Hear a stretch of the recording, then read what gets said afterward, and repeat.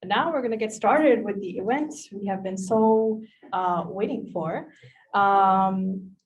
Please welcome Glenn and Jojo Rane. Glenn is a co-founder and art director at Lightforge Games, and Jojo is a talent director at Wildseed Games. Between the two of them, they have hordes of experience in the video game industry, having worked at places like Blizzard and Riot. And Jojo is also a Michigan alum, as you can see from the picture. Yes, and they're wearing, woo! Let's go. Okay, so that was my very brief introduction for them. But I'm gonna ask them to briefly introduce themselves. I'm gonna get started with my very first question. Cool, yeah, my name is Glenn Rane. I was a principal artist and art director at Blizzard Entertainment for a number of years, where I created 2D illustrations, concept artwork, and I art directed licensed merchandise like statues and toys. And I worked on nearly all of Blizzard's projects up until May 2020, when I left to co-found Lightforge Games. Oh, amazing. Jojo? Sorry, I was going to say my, background is nearly not as illustrious as Glenn's. I am not an artist. What I am is a recruiter. And so I am currently the talent director at a startup game studio called Wildseed Games. We're brand new. Our founder is the former director of development of League of Legends. And prior to that, I actually recruited at 2 AAA game studios. So I was at Blizzard along with Glenn, and then at Riot Games before that. And I'm just here to, I'll jump in a little bit later to give some, pro tips and advice about, how to, maybe structure your portfolio and, the all important kind of job application and interview, all that good stuff. Amazing. Thank you guys so much for your introductions. So I'm going to get started with my first question for Glenn, which is, can you tell us about your art journey from graduation to entering Blizzard? And what were some of the difficulties and challenges you experienced when trying to land a job, and how did you get through them? So that's going to be our first question. Oh, wow. Well, how much time do we have here? Because I think it's been quite a journey. I do have one question, though, before we start. I've heard it's great to be a Michigan Wolverine. Is that true? That is, in fact, correct. Yeah, because I think it's pretty cool. But yeah, I think, like any superhero, artists have their origin stories, and my start somewhere around here. It was advance the slide. Yeah, there we go. Yeah, this was an art submission that I did for my elementary school art contest. They actually disqualified me because they thought my parents created the artwork. Of course I was like disappointed because, it was like they were calling me a liar for submitting this artwork. But outside of that, I thought it was better than winning first place. So that was pretty cool. And just a side note here, so this is actually a very, very rare opportunity that you all are getting right now to see one of the very first Glenn Rane originals. Just saying. Exclusive. You saw it right here. Oh man, okay, yes. And I think rejection is never easy, and as young artists, you'll likely face a lot of that. And I was no exception. And hopefully, Jojo and I can help you avoid a little of that. From middle school to like mid high school, I really, really wanted to be a comic book artist. And, I collected a ton of comic books. I drew comic book characters all the time. And, it wasn't until like I went to my first Comic-Con that I got a real dose of kind of reality. I went to the Marvel editor to show him my work, and it was devastating. He said stuff like, "Oh, you can't draw. Where are our heroes? What is this junk? Your hands are terrible. Like, stop wasting my time." And that could probably kill the dreams of a young artist. And I'm happy to say that it did not. I kind of hardened my resolve to be an artist. I didn't know if I was going to be a comic book artist, but then I discovered D&D in high school, and that's kind of where like I really started to get energized again with my art, and I started drawing my characters, my friends' characters. This is where I was first introduced to Blizzard games also, and I was kind of like, maybe I could do that. If not comic books, maybe video games. But I think that rejection that I had from that Marvel editor made me want to continue my art education, so I could learn how to draw hands and and stuff. Everything that he told me, I couldn't draw. But I was actually accepted to Boston for veterinary medicine, and decided to throw all of that away. Partly because, my teacher in high school kind of pulled me aside and was like, hey, you know what? I don't say this to too many of the students, but I think you could actually make a career doing artwork. And so, you might want to consider that. Yeah. And so I think that was a kind of a turning point. And so I then threw all that away and decided to go to Art Center College of Design. Oh, wow. Yeah. And that's where I think like, my art really took off. I started learning, things like color theory, anatomy, lighting, how to paint the figure. But even in art school, it wasn't all unicorns and rainbows. I had quite a few teachers actually tell me, why are you drawing this fantasy stuff? Like, this is like, kids stuff. Like, put that away. Like, a lot of them were magazine illustrators. Does anyone know what magazines are still? Yes. Yeah, I mean, they're like, they're doing editorial illustration, it's called. And there was a big push in my school to do that type of stuff. But, I really kind of knew what I wanted to do. And I started getting into storyboard art. Because I think I found out there was still a need for people to visualize their ideas. If I wasn't visualizing my ideas, I was going to help people visualize their ideas. So this was my first job, working as a storyboard artist. This was for an advertisement agency for Lucky Brand jeans. And the concept here is that you're looking for records. Like, there were enough varieties of jeans, like there were records. And so that job actually led to my next job at Vivendi Games, where I started working on the Warcraft 3 box art concepts. And this was actually my first introduction to night elves and orcs. I mean, I knew what orcs were from playing D&D, but like night elves were a new thing to me. They were like, oh, they're these purple elves that are like feral. So I drew them like really kind of feral. But I got to know the guys up there at Blizzard. And, over the course of 4 years working at Vivendi, I then made my way into some more concepts. Yeah. And that's the one thing that I did quite a few of, is like iteration after iteration of box cover concepts. And that's part of the job too, is kind of just doing what they ask you to do. It was like, move the dagger here, try this version here, try it a little closer. I did probably 50 iterations of the box cover. What's that?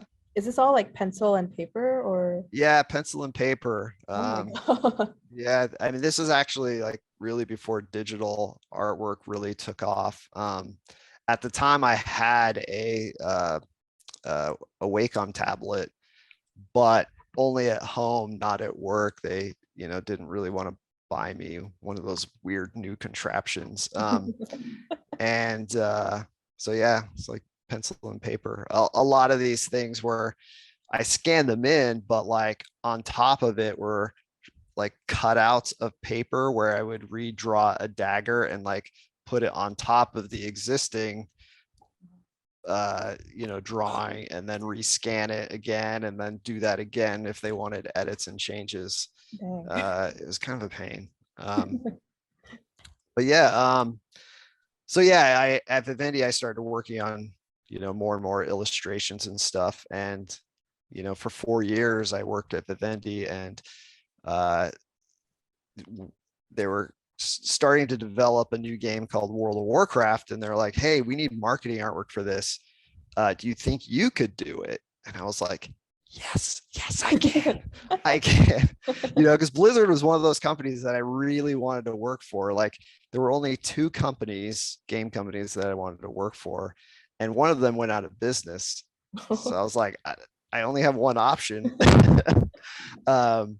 And so, yeah, I put everything I could into that opportunity. I was still working at Vivendi Games at the time. And these were my first illustrations that I did for Blizzard. And lo and behold, they're like, hey, we think you did a pretty cool job. Do you want a job working down here? And that was how I landed, my dream job. So it was quite a journey there, from around age of 2 to this point. Wow, that was incredible. And I think there's a few more slides just showcasing your amazing artwork for the games. That's such a great story. And the fact that we got to see your art, like starting from first grade to middle school to high school, and just seeing that development was amazing. And the whole thing with like traditionally iterating on artwork, I can't even imagine it. So, props to you for figuring that out. Thank you. Yeah, so we're going to move on to sort of our next question, which is from both of your experiences at Blizzard and as an art director at Lightforge. What are some things that you look for in a portfolio during the recruiting process? And I think there should be some slides for that as well. Yeah, I'm actually going to continue showing Glenn's beautiful artwork here. And Glenn, you can feel free to talk about foundational skills. But yeah, I think there's some definite concrete sort of tips and advice that are universally applicable about how one can, be a better artist. So I will let Glenn go ahead and take that. Yeah, I mean, so some of the fundamentals that I learned at Art Center were really important to my development as an artist. As you see in kind of in my later career, as I got into Blizzard, it's anatomy, studying the human body, like understanding form and muscles and how all those work together, understanding movement, how the body moves, color theory, like how do colors play with each other. I'm known for, I think, having pretty colorful work. But what's funny is a lot of those colors in there are very desaturated, which means that they don't have a lot of color in them. And by placing certain colors next to other colors, you can actually make colors change color and like make them appear brighter and more colorful.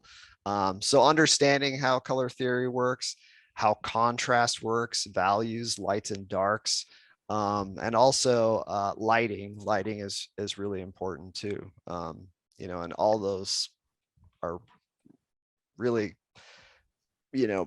ingredients in the recipes of creating artwork.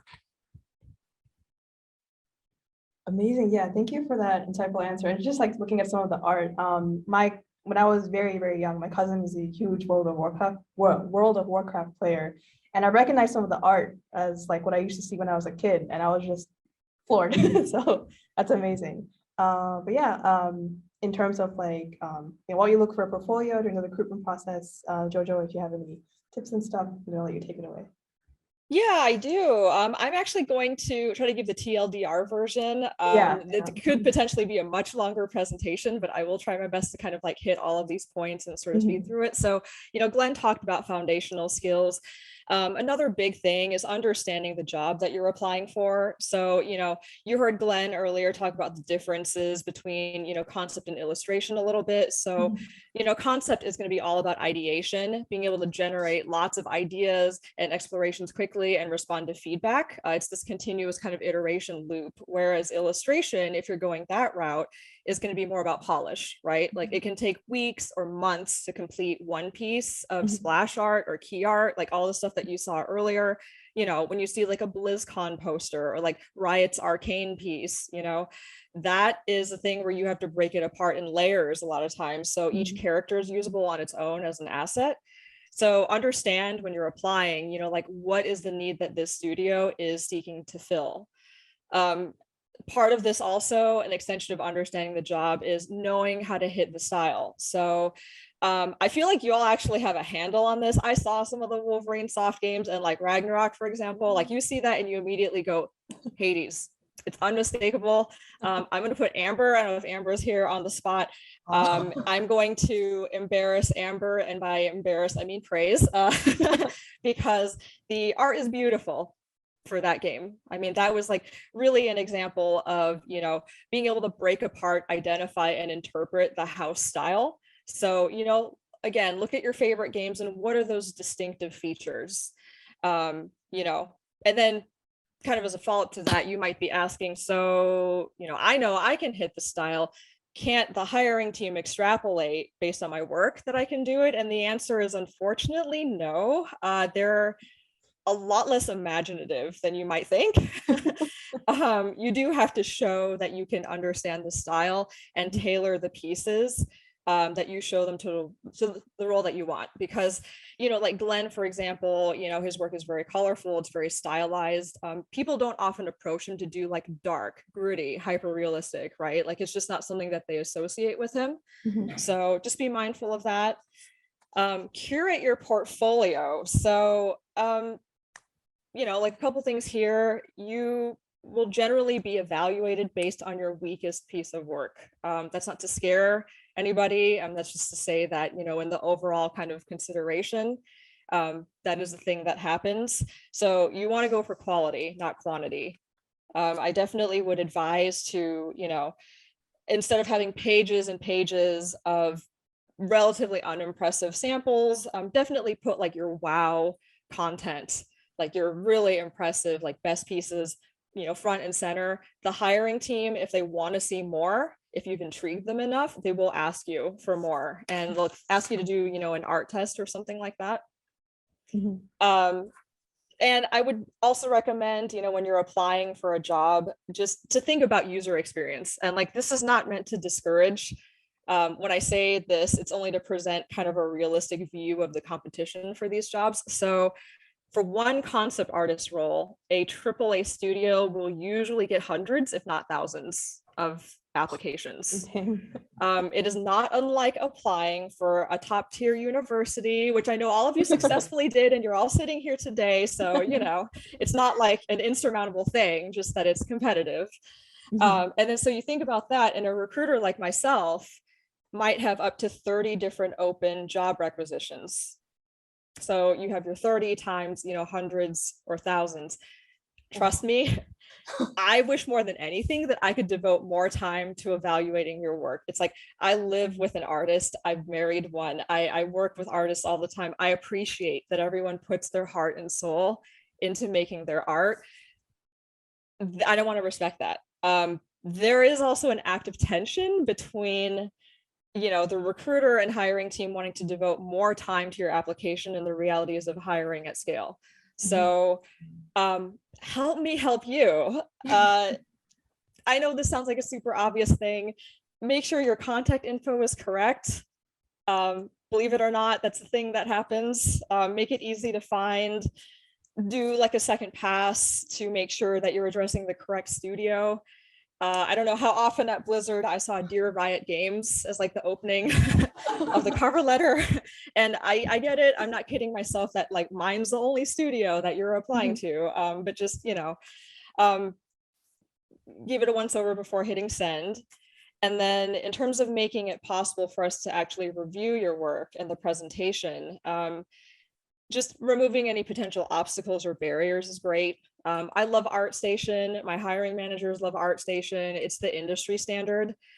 I don't want to actively discourage anyone from showing your creativity by making a custom website. If you do, I would just ask, please make sure it loads quickly. And if you have anything behind a password, that it's somewhere, like on your resume, that I can find it and plug it in. As much as I want to take the time to reach out and get the supplemental info, the time pressure doesn't always allow for it. Yeah, so those are just kind of basic things to keep in mind there. Next point, AAA versus indie. So the kind of general summary of that is AAAs are highly specialized. So in a multi-thousand person studio, it is highly likely that you'll only be focusing on one particular very narrow slice of the art production process. Glenn at Blizzard never had to do 3D modeling. Like he could just focus on 2D work. And, like knowing that game dev doesn't work in a vacuum, it helps to know in a AAA production setting, if I design the armor this way, how is that going to work once the character is rigged and animated? Like, are they going to be able to move their arm? Is it going to work with like the gameplay and like the, character abilities? So this is really important if you're building something for a game that already exists. And so like when Glenn was concepting, a lot of times he would do it on top of the existing WoW models, just to kind of double check that stuff. Indies are, I think indie studios generally have a greater appreciation for generalists. The teams are smaller. I think you all are pretty aware of like what this is like, working in a group setting where everyone sort of wears many hats and you're flexing beyond like one narrowly defined role to get the thing done. It's about T-shaping. If you picture, like the T shape where you have your deep expertise and then you sort of have all the other skills, on the side as well. Saw, on your WolverineSoft page that a lot of your games are built in Unity. That's awesome. If you know a thing or two about game engines, Unity, maybe some Unreal blueprints, that'll serve you well also. Let's see. Okay, so what happens after you submit an application? This is the number one question I think I get as a games recruiter, because it's like a mysterious thing, right? You hit send, it disappears into the ether. It's like this opaque like process. So the people on the receiving end of your application are typically a recruiter, a hiring manager, and a hiring team. So like your prospective teammates, basically. Recruiters are your allies. We are talent advisors and talent partners. And even if we aren't artists ourselves, we're basically like extensions of the hiring managers. We're trained to recognize the house art style. We will do the initial pass through all of the applications and we present the best matches to the hiring manager. And then I think there's also a little known aspect of recruiting called sourcing, where recruiters know what the hiring manager at the studio is looking for, and we actively go out there and contact folks like, hey, I know you're already working at X studio, but would you be interested in an opportunity with us? So, not only is it like the pool of applicants, but you are also going to be competing with, people that the recruiter has already identified as a match, which is like, I think all the more reason to kind of like those first few points, like really, show that you have it. So if your application is good, congrats. You will usually be invited to do a phone or video interview. Usually this is going to be with somebody like myself, like a recruiter. Sometimes it'll be with your hiring manager, sometimes both. There's also like a team interview portion that happens a lot of times too, which is like maybe several hours, and the team gets to know you and your work style and kind of like your mindset and approach. Art tests. So art tests are an interesting thing. They are part of the interview process, and they're meant to evaluate a few different things. So one is potential gaps in your portfolio. So, you know, situation like, hey, I see that you have a lot of female characters. Can you concept a male character for us? You have a lot of bipedal humanoids. Can you make us a creature or a prop or a weapon?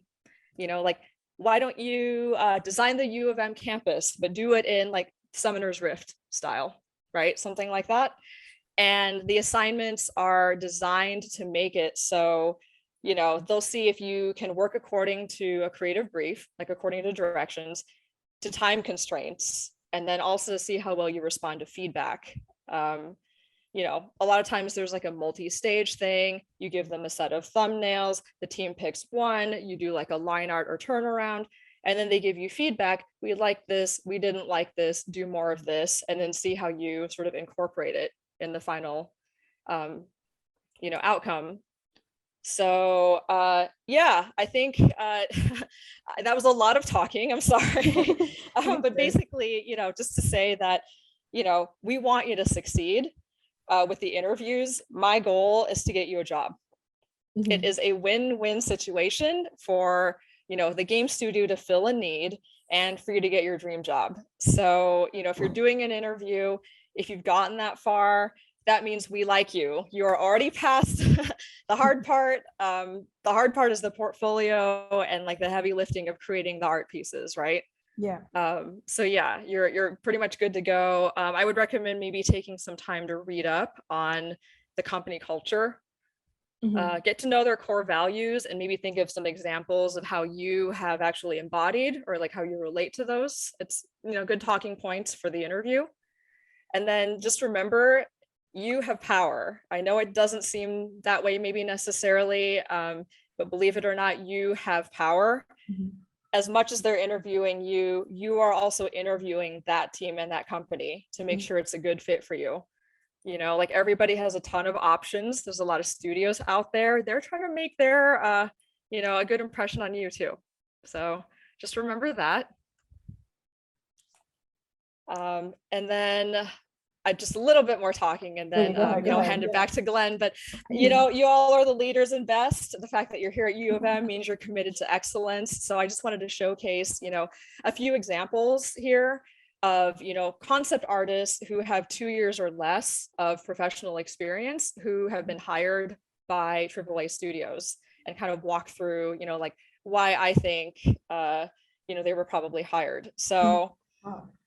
Here, for example, you know, if anyone can take a guess at like what game this is supposed to be, right? It's pretty obvious.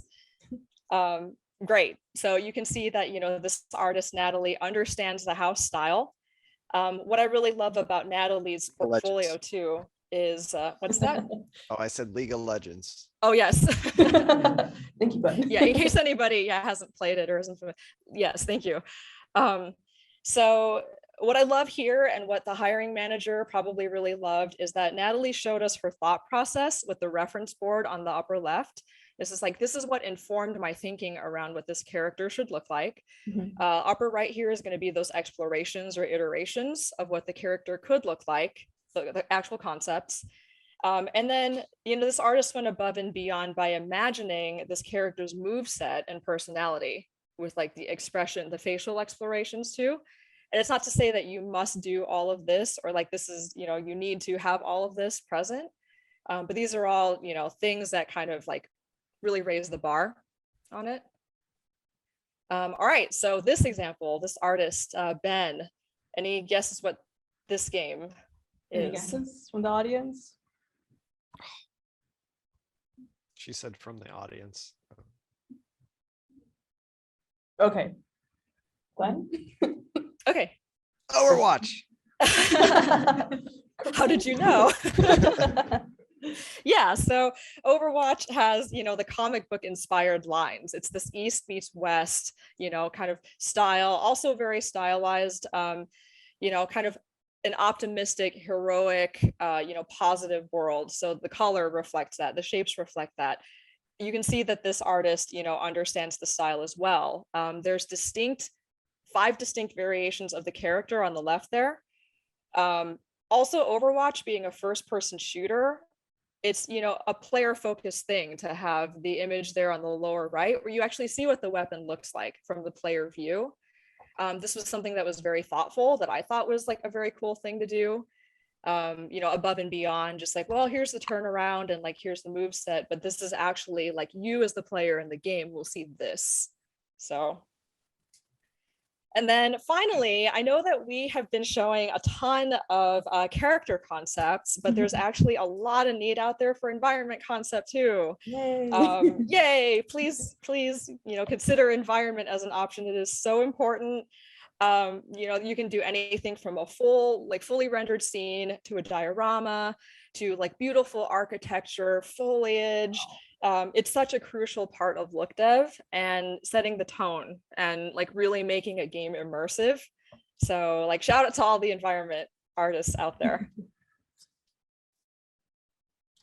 Yeah, and that kind of leads into our next question, which is, you know, most of us here have very little understanding on what the overall workflow and process of art in big studios and AAA studios look like. So can you walk us through your work experiences at Blizzard? And this is for Glenn.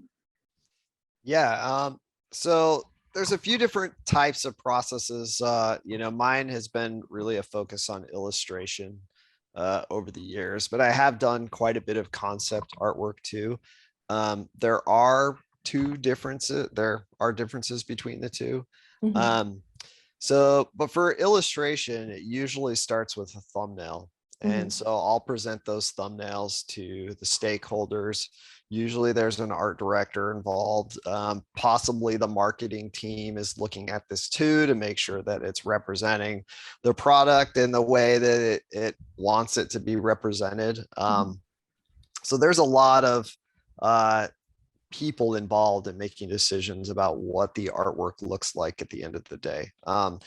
And I don't always have, you know, I don't always agree with the final outcome, but it's my job as an artist to like execute that vision at my highest ability, and do it faithfully to the needs of the team.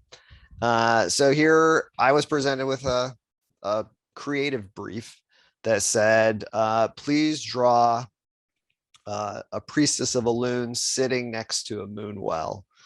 And so I did A, and that was pretty cool. But I was like, you know what? I think it would kind of be better if she was kind of in the pool and like just kind of living in it a little bit, you know, really enjoying the moment.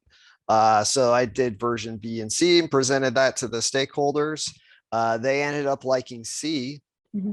And so I moved from a thumbnail sketch to a more polished drawing and color rough, which you'll see here. The one on the left was my first iteration. I misunderstood the creative brief and I thought it was the priestess Elune that I was supposed to paint.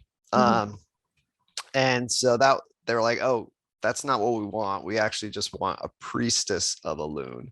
So, you know, please, you know, go back and fix it and change it. So I did. And the one on the right hand side is the color rough that they approved. I then took that to final. On this particular piece, I did a oil painting because I still enjoy oil painting. I don't always do digital artwork.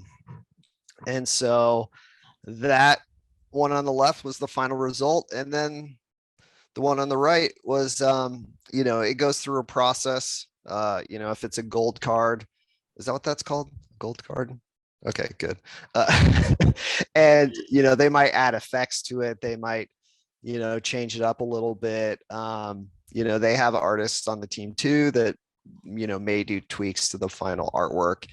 And that's kind of the process for artwork. And in this particular case, a Hearthstone card. Yeah. That's an oil painting? It is. Yeah, it's actually back here. Wow. Yeah, if you can see, it's a little bit darker, you know. I have done some like post effects on the computer, but it's pretty close to that. Yeah, we can see it on just like right behind you on your like video. That is insane. Yeah, thank you so much for sharing that with us. And yeah, in the art platform. Yeah, please continue talking. Yeah, so I mean the other side is and Jojo can help me with this too, is the game asset creation pipeline. And so like what that means is there's a variety of assets that need to be created for a game, as some of you know. First, it starts with a concept, like same stages for like illustration. You might do a thumbnail, maybe present those, or you might do a little bit more of a polished concept and present that to the team. They might have some tweaks, you do those tweaks. Then it moves to a 3D artist that will try to recreate that in 3D. Going through modeling, some maybe starts with like a block out or a proxy model, and then goes into ZBrush for like a high poly model. Then that model is rebaked into a low res model, and then you UV map it, which means you break it apart, for texturing. Then once that's done, you put it all together for a final game asset model. Then it goes into the animation team or the animation pipeline, where they rig the model, which means they add a skeleton, almost like it's like puppeteering, right? They add all the strings and the levers to make the character move, so that if you tweak the smile or the eyelids, or you can make facial expressions, walking, locomotion, all that stuff.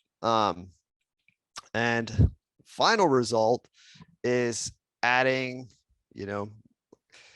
like the sprinkle pass, the effects, to those characters. So that's the VFX part of it, where you have the motion, you have the model, you have everything, and then you're giving it that extra flair. Yeah, I actually would like to jump in real quick too, and just take a moment to make a PSA about VFX, about visual effects. So VFX, I know this is very selfish of me, and you're about to find out why. So VFX, it's like the explosions, the fire, the smoke, the character abilities, magic spells, right? Like mist, rain. The game industry is absolutely desperate for VFX artists. There are not enough of them. Those of you out there who are contemplating, maybe haven't decided fully upon what your career path may be, and you want to pursue something within games and within art, please at least consider it. If you choose visual effects as a path, you will have a dozen recruiters in your inbox every day trying to get you to work for their studio. It is artistic and technical. So, the things that Glenn said about needing to know composition, light, texture, like physics, right? Knowing the technical capabilities of game engines and kind of like synergizing all that together. But VFX has such an impact. Like Glenn said, I love the phrase sprinkle pass. It will actively, like pair with or impact gameplay. Like if you imagine working with a designer on like an area of effect spell, right? You have the fire, the visual effect that dissipates, then you have the other character that like, there's a lot that goes into it. It is underrepresented. It is a huge opportunity space. And thank you for listening. I'm done. Yeah, just to add to that too, to put it in perspective, Lightforge Games posted 2 jobs, one for a concept artist, one for a VFX artist. We had about 80 applicants for the concept artist. We had 1 applicant for the VFX artist. Oh my God. Yep. So it's pretty much like that. Yeah. Sadly, I have to say no, they didn't, because we have something specific in mind for the VFX in our game. So we are actively sourcing for that artist. We want stylized VFX, similar to games like Overwatch and League of Legends. And so yeah, the hunt is still on. Yes. Oh, yeah. And Glenn is not exaggerating. The like, as a recruiter, I open up the application inbox for VFX and like moths fly out. Like, yeah.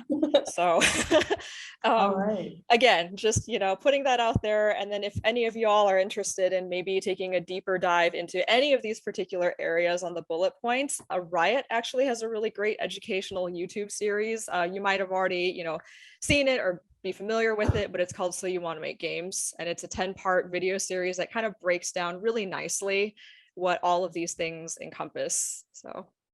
Well, yeah, well, you heard it here first, folks. They are actively looking for VFX artists. I mean, this is U of M. We have a quite sizable people doing computer science and art at the same time. So perfect. I love it. Yes. So yes, please. Get in those VFX skills. We want to hire you. Exactly. Can't get any more clear than that.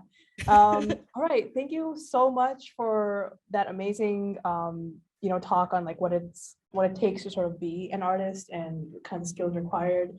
But yeah, we're gonna get into the demo / walkthrough right now.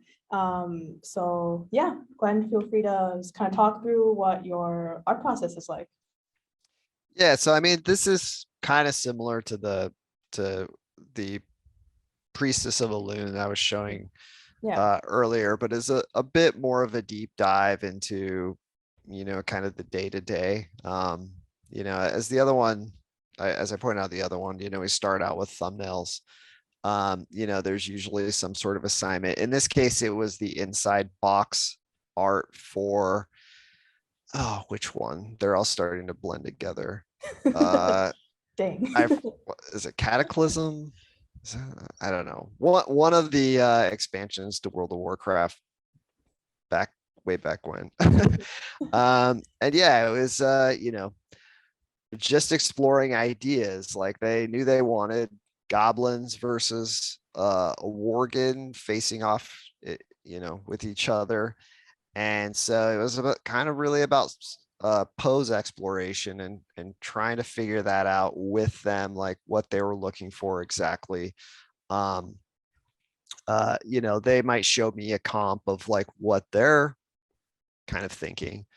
And then I'll expand on that and try to give them, one with an arm leading, one pulled back, ready for attack, swinging with swords, and go back to them and gather feedback and, start the process over. One thing I really try to do with my own artwork is work very economically at first. I don't jump into like highly detailed stuff. Like, it's really easy to change like these sloppy thumbnail sketches. It's much harder to change like stuff that's really polished and finalized. So doing it in these steps is pretty important for your own sanity and my sanity.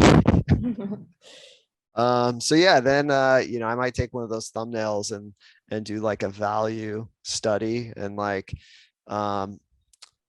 just kind of get an idea. I'm like working on building consensus with the team also. Like I'm showing this to the art directors and the stakeholders and saying, hey, like, what do you think of this? What can we change? This is still very much like a rough, so it's really easy to throw away if we need to. And then I'll usually jump to, after I get approval, I'll start working on, a more polished drawing, and focus on details of the characters themselves and get, approvals and comments based on those details. Then I might jump to a color rough. And at that point, we're really starting to dial in. I've built up consensus. I built up like, everyone knows kind of where this is going based on also my previous work, which is helpful. And I think it's just smooth sailing and rendering from here. And so I'll work on portions, every day. I might send that in for another check with the team and see what they think. But then, it takes me it's probably took 3 to 4 weeks from start to finish. Actually, this one might have went really fast because they were like really short on time and deadline. I forget. Was this the one I did in 2 days? I think that was Warlords. No, I think The it was other- this one. it was Like this I one? stayed up Okay. all night and I did it in 2 days. Yeah, sometimes it goes that way. Dang, wow. How many hours would you say you work on a piece like this? Or like just, a piece where there's not such a tight deadline, but like on average? On average, it's 3 to 4 weeks. This one, I think in particular, I just climbed a mountain and then came home and they were like, hey, Like a literal mountain. we by the need way. this, like, Shasta. yeah. And then I Yeah. was like, oh, great, I need to climb another mountain. Okay, an art mountain. And yeah, I think I did turn this one around in 48 hours, which Wow. was yeah, I 48 straight hours. yep, 48 straight hours, no sleep. Whoa, the realities of working as an artist at AAA Studios. It shouldn't be that way. If you That's Yes. if you work at a place like that that's going to work you that hard, you should quit and find a different place that respects you as a that person. should very much be the exception and never the rule. Yeah. Yeah. Okay. Yes. Respect your sanity. That was the only time I ever had to do like a really, really tight turnaround at Blizzard. So every other time that was super cool. Okay. Yeah, that's good to know. All right. So oh yeah, do you want to? Yeah, I mean, I think everyone can read, so I'll spare you my reading of this quote, but I think it kind of sums up, my thoughts on art, as an artist. Not everyone has it in them to be a World of Warcraft artist, or any sort of game company artist, right? Sometimes it's not about that. Sometimes it's just about expressing yourself and being the artist that is inside you. My path led me this way. I had a real interest in all of this stuff, and that was cool. But some people, they like painting flowers. They like painting, cute plushies. They like really, really dark fantasy type stuff. And I think if you're following your passion, you're doing what you love, not only are you going to have the energy to like continue at that and keep doing it, because that's what it takes. Like there's no such thing as talent in my mind. It's really about like mileage and like putting in the work and just becoming better and better. It's a skill, not a talent. And that's what I was trying to demonstrate from my starting in first grade, going down through middle school and high school, is that there was a lot of work in between those two things. And if it's just, I want to be an artist overnight, you might have some ability to do that. But it doesn't happen like that for most people for sure. And but yeah, I mean, just to sum up this quote, which I think is really great, is that if you do get rejected, from a Blizzard or a Riot, but you have a real passion for it, stick with it. Don't let those things get you down. Like follow your passion, follow the thing that you like really love. You never know where it's going to lead. You just don't know. It could lead to you creating, a new game with a new art style that, sets the tone for the rest of the world and the industry. So yeah. Yeah. I mean, there is only one of you in all time, right? We need you. And creators, this is a message for all creators. It's like not just artists even specifically, but like all of you who are involved in like the creation process and making something and like building something, right? And it's like, I think nowadays there's so many paths to it, to like fulfillment and to like, that kind of thing. I mean, when Glenn was saying, well, back then fantasy illustration was frowned upon, right? I mean, it's like the instructors there were not about it. They were like, don't do it. Like, why would you want to do that? And it's like, now there's so many opportunities, and it's just like so kind of like open and welcoming, and like there's fan art, and there's like all these different avenues for like, you know, creators to like stream and to connect with all these like wonderful communities, right? And so like, we need you. I think that's really sort of the takeaway here. Like, we need each and every one of you. Yeah, that's sage advice, and I think especially important for us to hear as college students, where we're so desperate for jobs and internships and this and that I think it's it's easy to forget that big picture, that it's the passion that drives us first and foremost.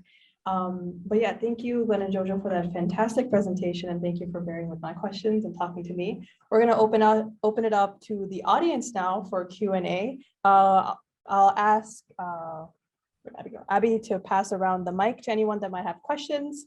But yeah, you have a golden opportunity, should I say, over here to talk to Glenn and Jojo and ask your questions. So please fire away. Okay, over there. Oh, and when you ask your question, please state your name and then your question. My name is Ben. I'm a sophomore at School of Art and Design. My question was, regarding Glenn, would you ever think about giving another crack at the comics industry? I'm sorry, what was that? Give another crack at? So the question was from Min, and Min asks, to you, would you ever think of giving another crack at the comic industry or the comic book industry? You know what? I've thought a lot about it. I actually have a story that I've been working on, just kind of been the back burner of our dog. But yeah, I think we'll see how Lightforge does, see where we go with our game. But yeah, I think it was like an early passion, and I think maybe now I might be ready for it. Maybe now I can draw hands. The age-old question. Yeah, any more questions? What tips would you give to people who need to give concept artists directions and guidance? So what tips would I give to people who need to give feedback to concept artists? Like from your Art direction? Art direction, what details make it easier for you to create a concept? Yeah, as in an art direction lens, like what details make it easier for you to create a concept art?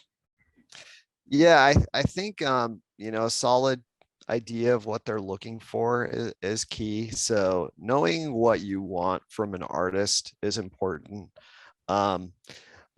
Something that I try to keep in mind as an art director is like, okay, like I tell the artist like, hey, I want you to draw a piece of fruit. Like, it could be anything. Please draw me a piece of fruit. Like, I'm not looking for a vegetable. I want a piece of fruit. And I might have like an apple in my mind. But then if they give me a banana, I'm kind of like, okay, you know what? I have to accept that.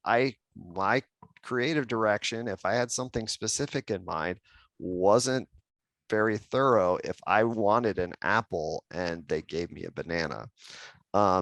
So I think that's kind of the best advice, that I can give to like any young art director is, know what you want, be specific, if you're having trouble communicating, or like a young artist is having trouble giving you what you're asking for, I would look at your own feedback and make sure that it's clear, that it's communicating like what your desires are and what the team desires are.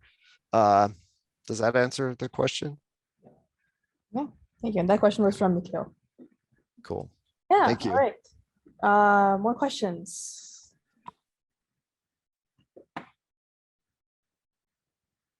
Hello, my name is Shakib, a senior at the Stamp School of Art and Design, and I would like to ask, I remember you mentioned it earlier, it's better to specify your portfolio, but what if you just like have 2 or 3 pieces in like various different fields? Yeah. Like, show off their skills. Yeah, so the question was, you mentioned earlier that the more specific your portfolio, the better. But like, what if you have 2 or 3 pieces that kind of like show your range of skills? If you are kind of like talented as a generalist, what are your thoughts on that? Yeah, I mean, my early career, I really kind of had this in mind, and this is something, maybe I should give credit to Art Center for, is, they were really big on like, hey, you know, your job is filling a need. So you have to kind of like think about like what that need is before you go in to apply for the job. When I was applying to be a storyboard artist, the reason why I got jobs, I think, is because I looked at the studio that I was, or the advertising agency that I was going for at the time. And I was like, okay, they do this type of work. And I created artwork to go into my portfolio to submit to them that was specific to advertising agency concept work.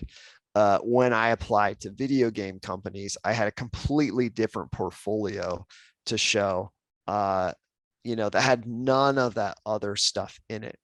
So while I appreciate range, in an artist and like in myself, like I think it's really important to understand who your audience is. And so like if it's just a Blizzard, for example,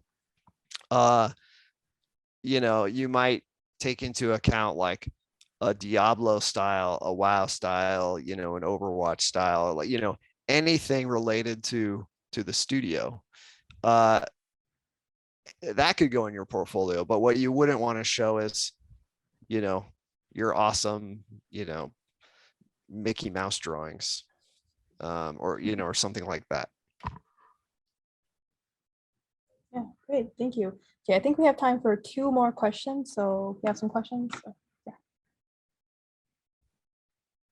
I'm like a transfer student at SAM, but I know that you just said like you shouldn't really show like fan art. But what if it's like fan art that shows off the skills that you could possibly like shows off the art skills? Would you recommend putting that in? Yeah, so the question was about fan art and how like normally people say they recommend not to put fan art into portfolios, but what if it is fan art that shows off the skills that are relevant to the job and relevant to you as an artist? Would you recommend putting that into your portfolio? Jojo could probably speak to this too, but like I like seeing fan art, because that's like 100%. Yes. that's like showing the style of the studio, right? It shows that you can draw the characters.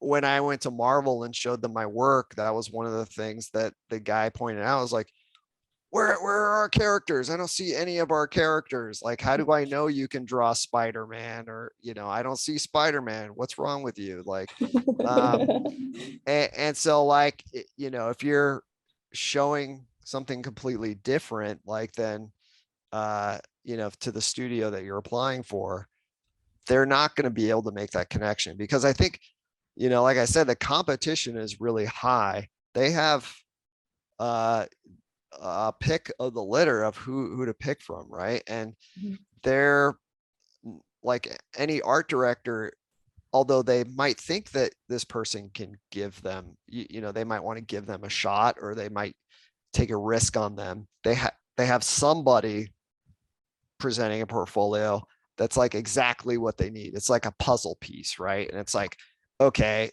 do I take a risk on the puzzle piece that's like fitting right in, or do I take a risk on the person that might, be able to hit it? And so yeah, I like any art director is going to be like, I don't want to risk my job, because if I make a bad decision, I'm accountable too. So from a recruiting perspective, we love fan art. The teams that I've supported, that I've helped to recruit for, a lot of times that's what gets you through the door, because it demonstrates, like Glenn said, passion. It demonstrates that you know the house art style, you know, the characters, you know, it's feasible within that particular IP or that particular world. And so if you can take a character and make it your own and put your own spin on it, I mean, like, here's a little secret, is like a lot of these art tests that I've seen out there are pretty much like fan art. It's like, take this character of ours and make a new skin for it. Like, give us something that we haven't seen before, but do it in the style. Right. And so I love fan art. I'm 100% in the yes fan art camp. I mean, maybe I'm the exception. I think the teams that I've supported, that has never been a detriment to show that. Wow, yeah, that's a really interesting answer, because I think we had some speakers that were in the animation industry before you guys, and like I think the answer there was a little more different, where they were like, okay, well, yeah, don't put fan art into portfolios, or if you do, oh really, you know, okay, yeah, if you do like make it, you know, this particular kind, or like show these particular skills, so I think that this just might be a discrepancy in that, and also just might be different. Every studio is different. Yeah, every studio is different. So I would say, just like as a piece of advice, there are some hiring managers out there, certain specific ones, who, if you do fan art, it drives them crazy when you put the logo of the game on there when it's not official artwork. Their stance is kind of like, if I can't recognize what it's from, then it's not, you know, a good enough representation of the style. You shouldn't slap the logo on there to make it. That is certain people that I've worked with. Again, not everybody, but just yeah. That brings up an interesting point, though. Like, I think what the type of fan art that we're talking about is fan art that shows you taking it to another level, or like you expressing it in a way that, like the IP, expressing it in a way that maybe we haven't seen before, or you know, a particular fan art piece that comes to mind was from Luke Mancini, also known as Mr. Jack. He did a bunch of like really cool Zerg concept fan art pieces, but they were done so well. Like, you know, Sammy, one of the art directors at Blizzard, was like, let's get this guy on the phone. Like, we need to hire him yesterday. But you know, if it's just copying existing artwork, you know, if you're taking something that already exists and like redoing it as like this, you know, without changing it, or like doing something different to it, that's not I guess the type of fan art that companies respond well to. Maybe that's what the animation team was, or the people that you talked to were talking about, but that's more like kind of student understanding of like of artwork, if that makes sense. Yeah, it makes perfect sense, and thank you so much for your insight. Okay, we have time for one last question, if anyone has one last question. All right.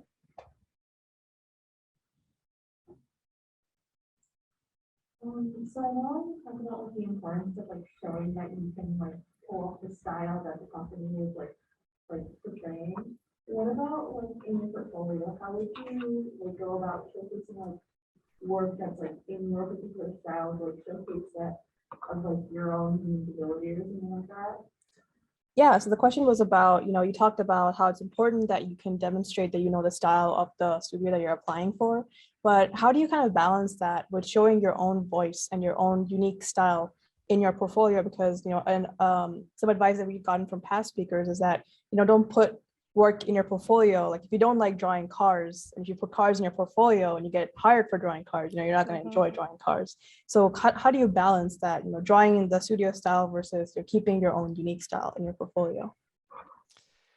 Yeah, I mean, I think that's what I was talking about earlier, when, you know, it's kind of about following your passion. And like, if you have like that voice and that style that you want to express, you know, you stick with it. Like, you know, and I think that's important.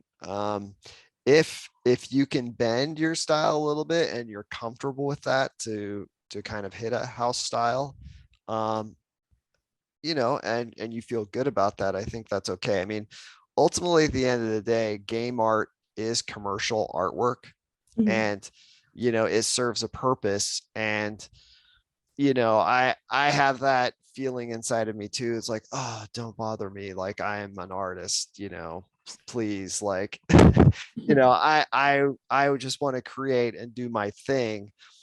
But that has to, you know, also match with like the desires and what am I trying to say? Like the creative brief that the company is giving you. You know, you have a need to fill, and you need to meet that.